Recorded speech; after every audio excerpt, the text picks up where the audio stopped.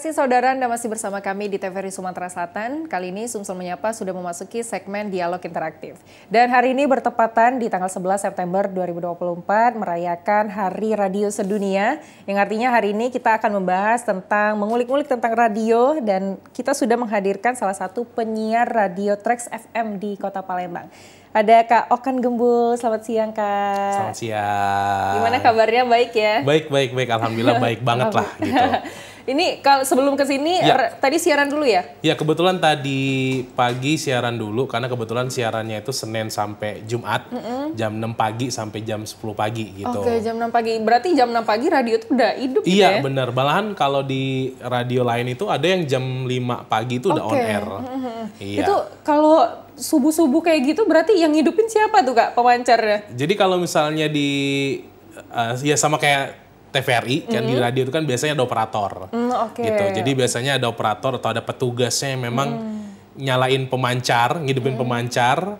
Habis itu penyiar 3 running gitu aja sih. Oke, berarti penyiar nggak usah sibuk ngurusin hal-hal yang seperti itu ya? Walaupun memang kenyataannya ada juga sih radio yang penyiarnya disuruh matiin hidupin pemancar gitu kan. Naik ke lantai berapa gitu kan, turun ke lantai berapa gitu, biasanya sih gitu. Oke, berarti harus multitasking juga kayak harus ngerti lah gitu ya? Iya, kurang lebih harus bisa paham lah kayak gitu. Oke, nah ini kalau melihat Kak Oka nih kayaknya udah paham banget gitu ya tentang radio. Udah sejak kapan nih Kak di radio? Kalau di radio sebenarnya itu udah dari tahun belum lama sih 2008.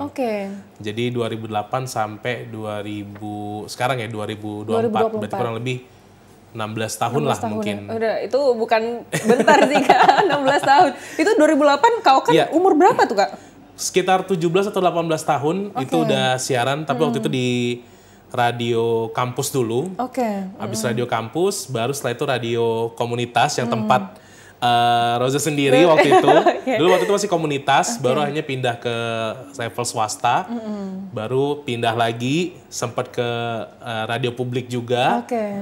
Akhirnya baru ke tempat yang sekarang di Trax. Ini berarti Kak Okan ini sering pindah-pindah gitu ya Kak? Iya. Itu kenapa Kak? Emang sudah lumrah kah di penyiaran atau gimana? Sebenarnya kalau di Jakarta kita ngomong ya, kalau di Jakarta itu sebenarnya perpindahan penyiar tuh ada hal biasa, sama kayak transfer sepak bola. Jadi kalau ada pemain pindah sini ke situ ke sini itu ada hal biasa.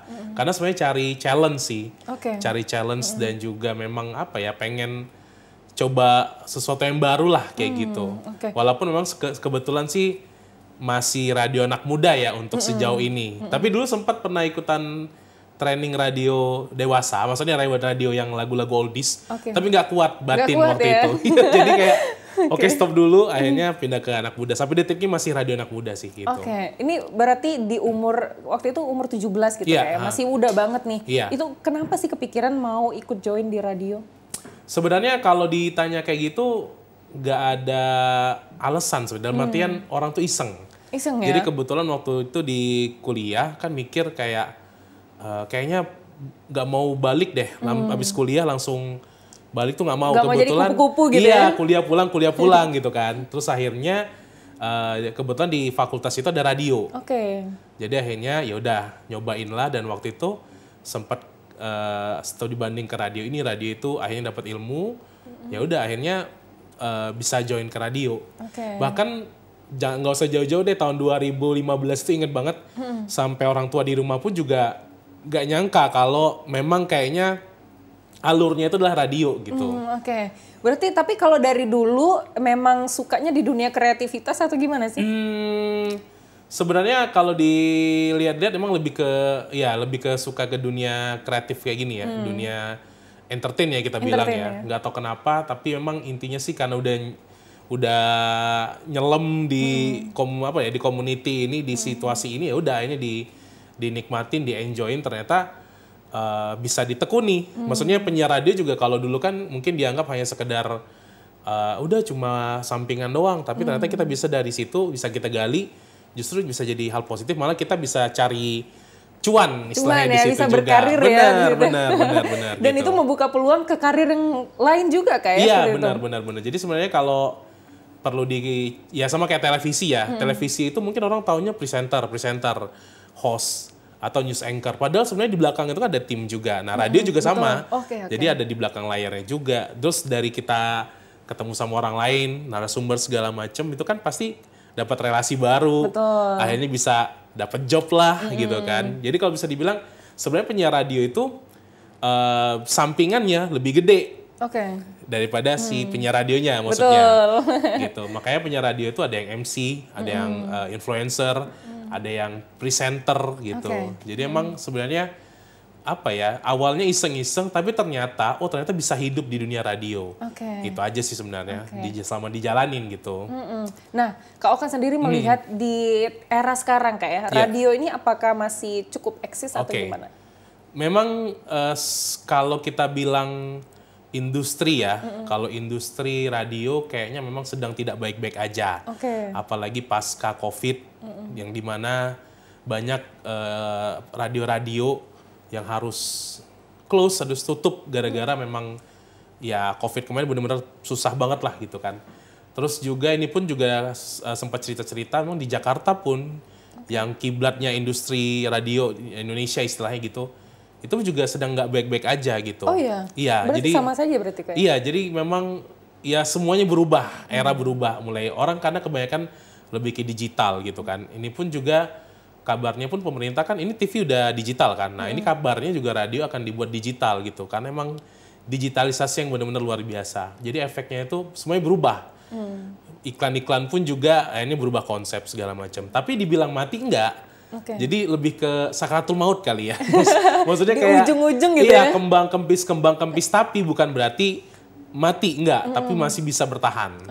Nah, cuma kalau ditanya, masih ada nggak sih yang dengar radio? Sebenarnya kalau kita lihat di dunia nyata masih banyak kok. Masih banyak ya? Selama masih ada kemacetan, selama masih ada mobil, itu radio masih didengerin. Gitu. Karena kebutuhan manusia itu, kalau menurut Okan, orang itu lebih suka mendengar daripada melihat. Kalau ada apa-apa pasti diawali, tahu nggak? Pasti denger dulu kan, baru ngelihat gitu. Jadi kebutuhan kuping itu kayak lebih disukai gitu. Jadi selama ada hal itu, radio masih didengar. Walaupun emang nggak kayak dulu. Kalau dulu kan sampai orang buat tugas, sampai orang mau tidur, sambil orang mau nyantai. Tapi kalau sekarang kayaknya lebih orang di jalan. Atau mungkin ada sesuatu yang khusus baru mereka dengar. Itu aja sih. Jadi ada pergeseran-pergeseran. Tapi walaupun dengan kondisi yang kembang kempis, tapi sejauh ini masih bisa survive lah gitu sih. Berarti memang ada perbedaan ya dari dulu sampai sekarang bener. ya. Walaupun memang mungkin kayaknya agak ekstra karena harus beralih ke digital juga. Betul. Ya kan, yang harus buat konten Instagram, Reels, TikTok segala macam gitu aja sih sebenarnya. Nah ini melihat perubahan yang di zaman sekarang Kak, apa nih yang dilakukan radio agar tetap eksis gitu ya? Yang pasti kalau kan lihat radio kebanyakan udah mulai ngikutin apa tren juga yang lagi sekarang rame di media sosial terutama, dan memanfaatkan apa yang lagi happening di media sosial.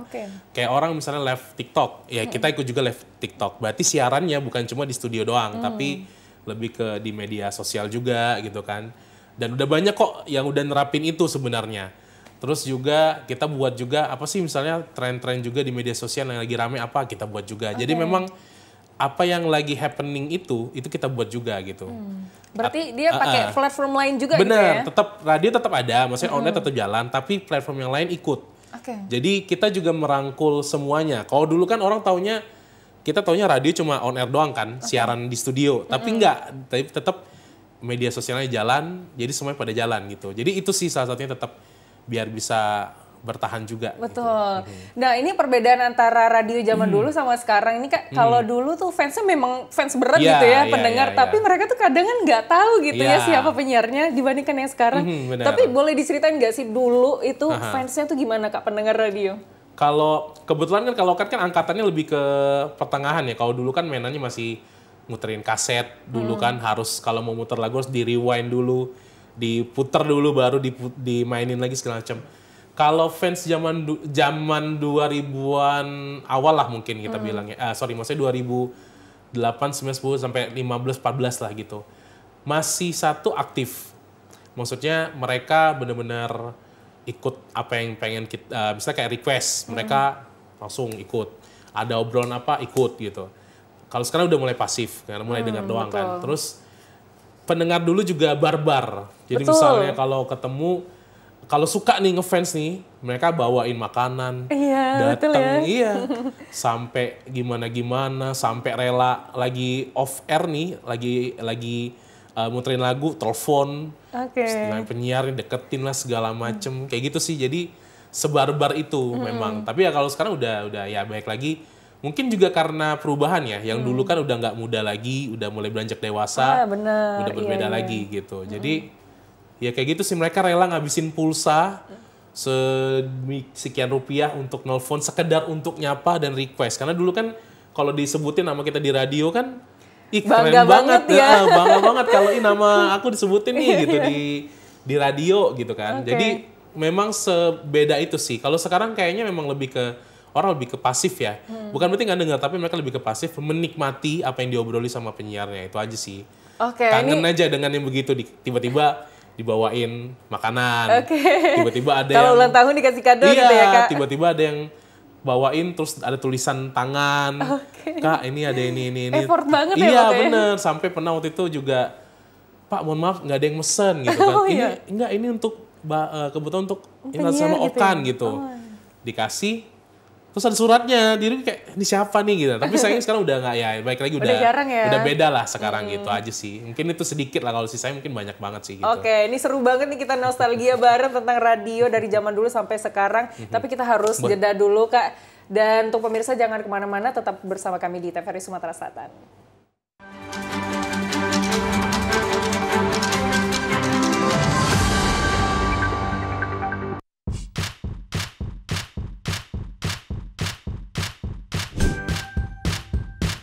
Keluarga Indonesia, sudah saatnya kita cerdas memilih tontonan yang tepat untuk anak.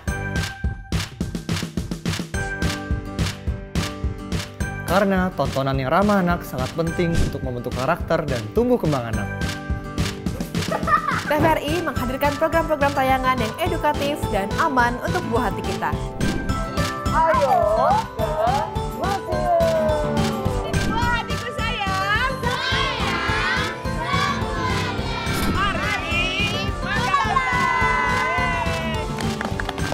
Kami, anak-anak Keva, hidup dari lonceng. Seru-seru kan acaranya? Seru banget! Teman-teman jangan lupa nonton TVRI ya. Dan pastinya ramah untuk anak.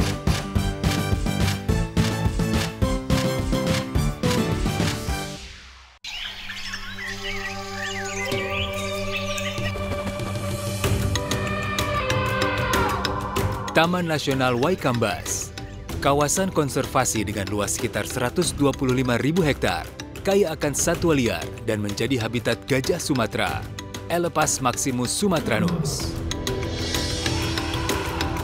Keberadaan kawasan konservasi Waikambas sangat penting untuk melindungi satwa gajah yang masuk kategori appendix ini.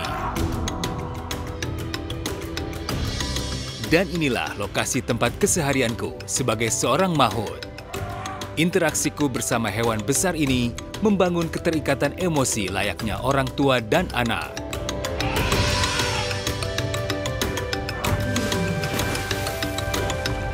Gajah merupakan hewan sosial yang cerdas dan memiliki ingatan yang kuat. Hewan besar berbelalai panjang ini sangat peka dan berkomunikasi melalui sentuhan, penciuman, juga suara.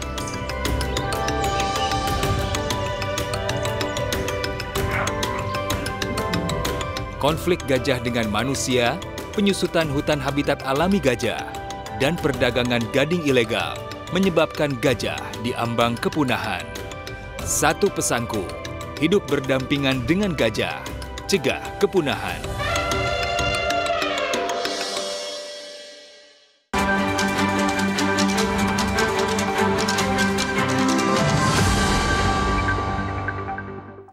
Terima kasih saudara, Anda masih bersama kami di TVRI Sumatera Selatan. Dan kali ini kita masih bersama Kak Okan Gembul dalam Dialog Sumsel Menyapa membahas tentang nostalgia radio nih Kak ya. Tadi di off air kita sudah ada bahas-bahas sedikit Kak tentang bagaimana caranya agar radio ini tetap eksis dan tetap ada gitu ya, terusus di Kota Palembang. Boleh diceritain sedikit nggak sih Kak, ini apa aja nih manajemen yang Kakak sebutin tadi agar radio itu tetap tumbuh gitu ya? Sebenarnya memang kalau kita ngelihat di Sumatera Selatan secara khusus ya, karena ketemu juga sama teman-teman yang di radio daerah lainnya di luar Palembang maksudnya. Mungkin minusnya itu adalah pengelolaan ya kita bilang ya. Maksudnya kita banyak yang mengelolanya satu secara kuno itu yang pertama.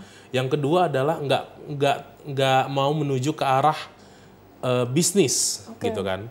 Sedangkan industri radio itu menurut Okan selalu akan fleksibel. Betul. Dan itu kita ngomongin bisnis. Karena radio itu kan nggak, makanya kalau ada orang yang bilang radio itu hidupnya iklan doang. Enggak, sebenarnya ada bisnis-bisnis lainnya. Oke, wah, ini itu, Rosa baru tahu nih. Nah, jadi itu yang harus dimengerti. Nah, sekarang masalahnya adalah ketika menuju ke era sekarang 2024, karena kebetulan beberapa waktu lalu kita sempat ada diskusi, forum diskusi radio namanya. Jadi era kan sekarang udah era digital. Nah, sayangnya banyak banget radio-radio di Sumatera Selatan secara khususnya itu agak sulit untuk menuju ke era sekarang. Kenapa gitu. tuh, Kak? Karena memang satu SDM. Yang kedua juga dari propertisnya, alat segala macam. Makanya kualitinya itu akhirnya nggak dapet nih gitu untuk bertahan. Sedangkan industri radio kalau kita kualitinya nggak bagus, kita tergerus sama bukan pesaing ya kalau kita bilang ya. Karena radio ini kan banyak segmen. Cuma kalau ada yang lebih bagus, apa salahnya? Makanya kalau kita nggak naikin quality, manajemen nggak bagus, bisnisnya nggak jelas, udah bye-bye. Nah itu yang terjadi banyak banget radio di Palembang terutama kita bilang yang akhirnya close. Betul. Karena pengelolaan nggak oke, bisnisnya juga nggak dapet, mentok, udah selesai. Yang penting udah naik-naik siaran aja. Udah yang penting aku dapat pemasukan karena dikelola secara keluarga kalau menurut Okan. Jadi kayak lebih ke apa sih? Lebih ke yaudah hobi aja gitu. Nggak profesional gitu ya. sedangkan Kalau profesional kan ada bisnis yang jelas. Betul. Lo ada kamu ada target nih sekian, misalnya 1 juta misalnya. Oke, kalau nggak masuk nanti masuk ke bulan depan nih naik sekian target, harus ada target gitu kan. Dan keturunannya juga harus ada progres semua. Nah itu yang mungkin merupakan harusnya memang makanya membuat ada beberapa radio aja yang tanda kutip bisa bertahan. Gitu. Itu aja sih sebenarnya. Nah, tadi Kak Okan ada spill sedikit ya, katanya ada harus kualitas yang dijaga gitu. Berarti ada standar yang harus dipenuhi seperti itu kayak. Nah, kalau di radio itu standar-standar apa aja yang harus dijaga gitu? Sebenarnya kalau standar radionya ya memang banyak ya, tapi kan nggak mungkin akan banyak kalau kita langsung eksekusi.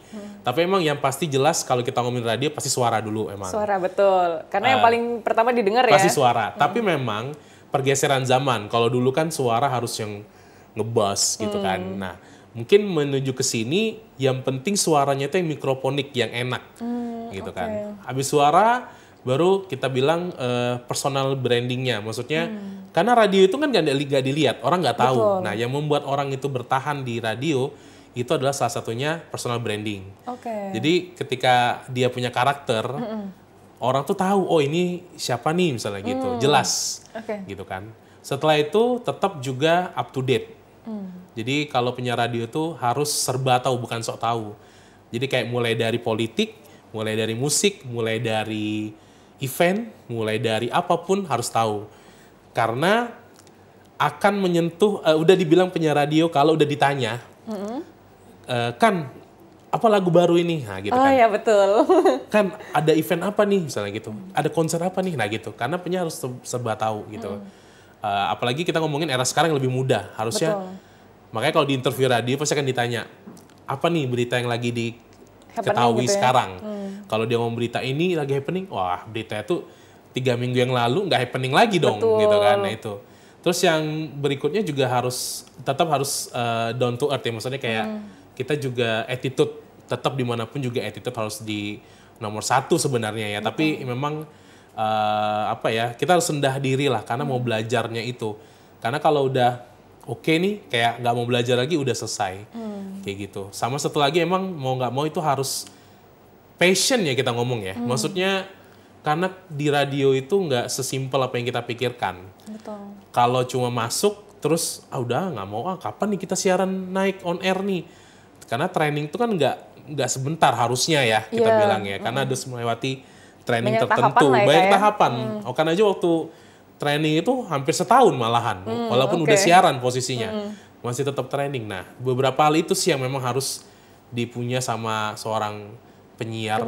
Tapi memang harus up to date tadi sih sebenarnya, Betul, emang betul. harus jadi poin juga gitu sih. Oke, nah berarti kalau ingin menjaga kualitas radio, berarti kualitas penyiarnya yang harus dijaga seperti Iya, itu kualitas Kak ya? penyiarnya, baru nanti manajemennya oke, udah tuh dapatlah quality di situ gitu. Oke, nah ini mungkin pemirsa TVRI Sumatera Selatan yang ada pengen juga jadi penyiar radio Kak ya. Ini skill-skill apa aja nih yang harus dipunyai seorang penyiar gitu Kak? Yang pasti kalau skill yang satu udah jelas teknik persuaraan ya. Oke. Kayak kita nggak harus suara bagus kok. Apakah suaranya harus berat gitu? Enggak juga, ya? enggak juga. Kita tahu kalau di Jakarta itu ada Desta, ada Nikta Gina, Betul. itu kan suaranya agak-agak Cempreng gitu ya? ya benar. Jadi emang sebenarnya olah vokal. Oke. Jadi gimana kita tahu artikulasi, intonasi, terus juga smiling voice, apalagi radio juga smiling voice itu sangat dibutuhkan gitu kan. Emosinya juga harus terkontrol. Intinya artinya lebih ke suara-suara Oke. yang memang harus bisa gitu. Nah setelah itu mungkin memang yang berikutnya kalau tekniknya itu lebih ke PD sih. Maksudnya kayak kalau secara rentetan sebenarnya nggak ada spesifik ya, tapi dia tuh harus PD. Yang paling penting harus PD, yang secara vokalnya juga oke. Yang berikut juga dia harus responsibility sebenarnya. Tapi kalau mau dieksekusi, yang penting coba dulu aja deh. Coba dulu aja ya. Iya, coba dulu aja, baru nanti baru bisa yang lain bisa ikut gampang lah isi saya Karena gitu kalau sih. udah masuk radio pasti banyak Nah ilmu itu yang kita dapat gitu ya. Karena kalau misal kalau kita sebutin ya, ini orang nggak mau pasti, percaya deh, gitu. Udah nggak kelihatan muka, yang repot gitu. Jadi sebenarnya yang penting mau dulu, pede dulu, mau coba hal-hal baru itu aja. Kalau udah itu semua, mudah-mudahan bisa sih gitu. Oke, learning by doing Kak ya. Benar. Oke, ini terakhir singkat saja Kak, apa nih harapan Kak Okan untuk radio ke depannya? Harapannya sih untuk radio yang pasti terima kasih untuk pendengar ya dimanapun atau buat pemirsa TVRI Sumatera Selatan juga yang udah masih dengerin radio sampai saat ini. Harapannya tetap dengerin terus walaupun emang industri radio lagi nggak baik-baik aja. Doakan aja mudah-mudahan tetap survive gitu kan. Karena radio juga pasti akan ada perubahan di situ, akan bergeser pasti, itu pasti tidak mungkin enggak gitu kan. Dan juga harapannya mudah-mudahan yang bekerja di radio, insan radio juga tetap bertahan. Kita saling support ya, nggak usah peduli kata orang lain kayak gimana, yang penting tetap jalanin aja. Dan yakinlah kalau radio itu ada tempat tersendiri di hati pendengarnya. Oke, Gitu aja sih. makasih banyak Kak Okan. Ya, Betul banget kata Kak Okan ya, radio itu ada tersendiri ya di hati pendengarnya gitu. Dan harapannya ke depannya radio akan tetap terus eksis, terutamanya di Sumatera Selatan Kak ya. Oke, terima kasih pemirsa yang sudah menyaksikan Sumsel Menyapa. Terus saksikan Sumsel Menyapa setiap hari pukul 11 waktu Indonesia bagian Barat. Akhir kata saya Roza Holila pamit undur diri. Terima kasih atas kebersamaan Anda. Sampai jumpa.